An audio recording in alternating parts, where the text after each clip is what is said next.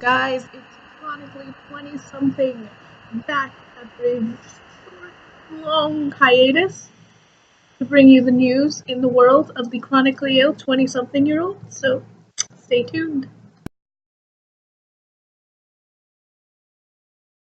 I want to talk about the recent suicides of the famous people of Kate Spade and Anthony Bourdain. They were a shock, and it's terrible. But I want to talk about it from the perspective of someone who nearly tried to commit suicide. And you see all these quotes of people who are so angry and so sad, rightfully so.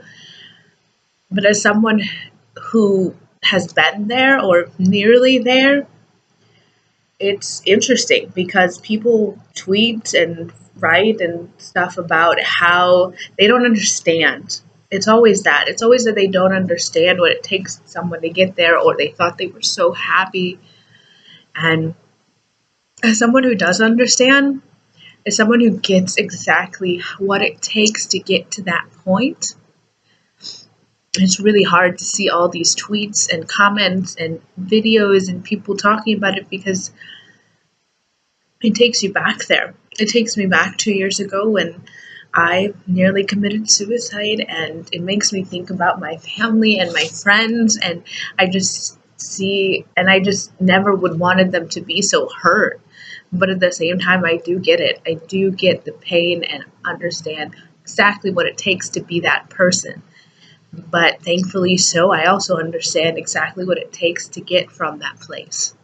Move on and to work on yourself. And I'm here 2 years after I tried to commit suicide, and I'm still here, and I have my problems, and I'm still working on my mental health, and I'm here. But it is really hard to see those tweets and think, God, would that have been my mom? Would that have been my best friend? But on the same hand, it's interesting to think that back at that time, nobody knew. Nobody knew that I had tried to commit suicide. Nobody knew that I walked away from that bridge. Nobody knew. And you see all these people are like, hashtag mental health awareness, whatever, tweeting about how we need to be more aware and we need to get better mental health. But those same people aren't checking on their friends. Those same people let months and years go by without calling the people that they love. And you don't know if that person is in a low place. So before you tweet, before you post on Facebook, before you try to start these campaigns, call your friends, text your friends, because you never know. And when you are in that place, you don't want help. You don't want people to help you when you get that far gone. So you're not going to call anyone. You're not going to ask for help. And I get it. Sometimes people don't answer their phones, they don't answer text messages, and it's easy to take that personally. But if that person is really in a rough place, they need you to show them that they're worth fighting for. They need you to double text and call them and show up and just show them that they are worth it for you. Because if they see that it seems like they're not worth the fight, then they will stop. They will stop fighting for that relationship. And then maybe that's just what they needed. Maybe. Nobody knows. And it just gets on my nerves when I see these people, but they're not checking on their friends, and these people are so up on the campaigns and about raising money, but what about your friend? I was at my lowest point and nobody knew.